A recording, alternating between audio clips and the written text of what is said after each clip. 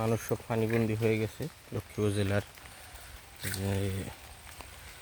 রায়পুর উপজেলাধীন এই যে পানি আমাদের মেইন রোড থেকে পানি মাত্র হয়তো 6 সেন্টিমিটার নিচে অবস্থান করতেছে। চারিদিকে পানি আর পানি। যে রোডগুলোতে আমরা কখনো পানি দেখিনি সেই রোডগুলো তো আজকে পানি। বহুত মানুষ এদিকে পানিবন্দী হয়ে আছে। মানুষের রান্নাবান্না থেকে শুরু করে সব কিছুতেই মানুষের এখন অসুবিধা হচ্ছে।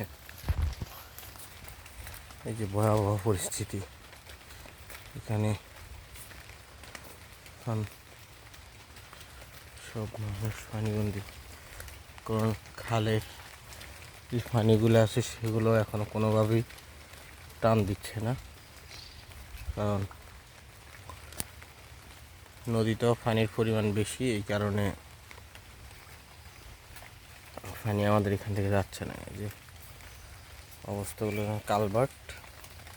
কালভার্টের একেবারে এই যে কালভার্টের পানি এতটুকু হয়ে গেছে যে পানির নিষ্কাশনের যে ব্যবস্থা সেটাও অকেজো হয়ে যাচ্ছে।